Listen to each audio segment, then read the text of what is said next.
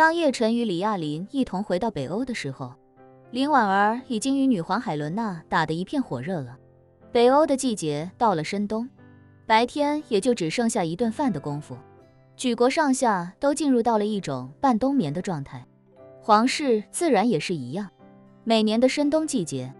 挪威皇室便进入了1年1度的休整时间，外事活动以及国内的公开活动基本都空了下来。女皇也进入了非必要不露面的深居状态，所以海伦娜基本上也鲜少有事情需要处理，基本上每天都和林婉儿在一起。叶晨委托她购买的农场已经收拾好了，两人一有空就会到农场待上半天，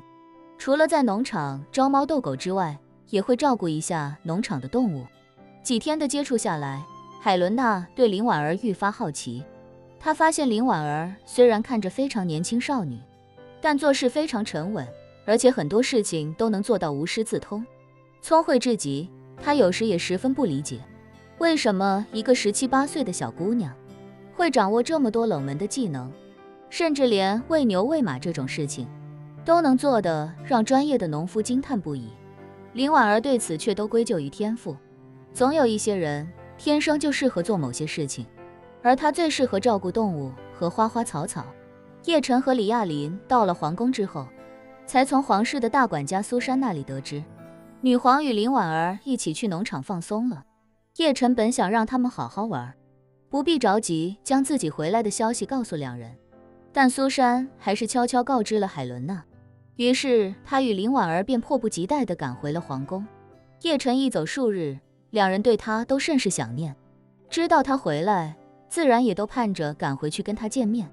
再见叶晨，林婉儿显得沉稳许多，她只是微笑着唤了叶晨一声哥哥。倒是海伦娜不停地嘘寒问暖，关心叶晨此次去摩洛哥是否顺利。她知道摩洛哥出了很大的工业事故，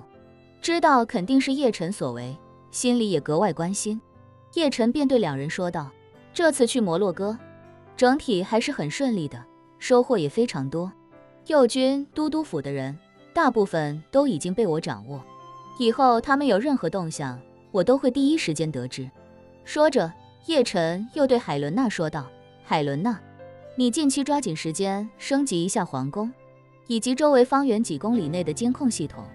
给所有卫兵、哨兵以及负责巡逻警戒的安保人员配备随身的记录仪，而且一定要配那种可以将视频影像实时上传到云端的设备，然后把所有监控设备的数据实时同步给 AI 的服务器。海伦娜好奇地问，叶先生这是出于什么考虑？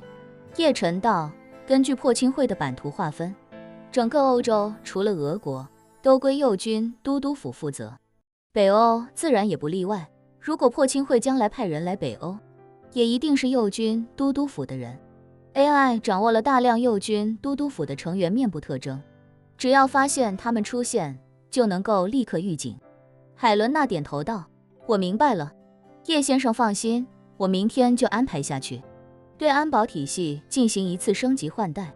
好，叶晨道，这几天也辛苦你帮我照顾婉儿，出来这么久，事情也办得差不多了，我们也该回去了。海伦娜忙问他，叶先生，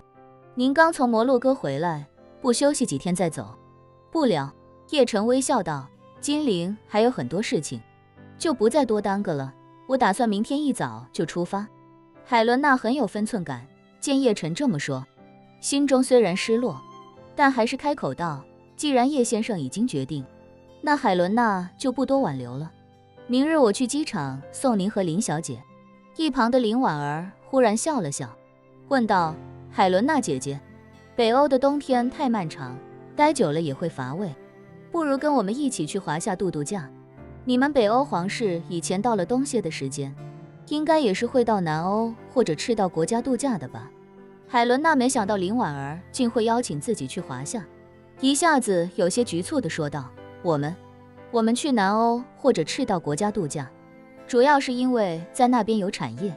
跟当地政府也比较熟络了，入境也比较方便，而且私密性也比较高。华夏的话，皇室只是以前去搞过国事访问，但还没有就度假的事情有过接触，可能会比较麻烦。林婉儿道，其实也没什么麻烦的，让奥苏城与金陵之间缔结一个友好城市，届时姐姐就能以此为由前往金陵了。到时候由北欧皇室出面，在金陵租一间酒店，把安全工作做好，基本就没什么问题。如果想方便些，可以直接租金陵的白金汉宫，那是叶晨哥哥的产业。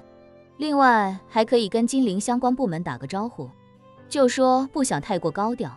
让媒体不要报道姐姐你，基本就没什么问题了。海伦娜一听这话，眼睛里顿时闪耀起了几分光彩。林婉儿的主意可行性很高，北欧国家规模较小，再加上皇室更多是吉祥物的身份，所以和大国交友好城市这种事，自己作为女皇亲自出面也并不突兀，而自己解决住宿和安保问题也很合理。萨乌迪皇室当初到华夏洽谈合作，曾经包下一整栋酒店，除了空运来一个车队之外，还在燕京租下几十上百辆豪华奔驰以及迈巴赫汽车。北欧皇室虽然没那么大排场，但自己给自己解决一下住宿和安保问题还是十分轻松的。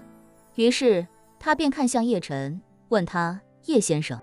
海伦娜如果去金陵，会不会有些打扰到您？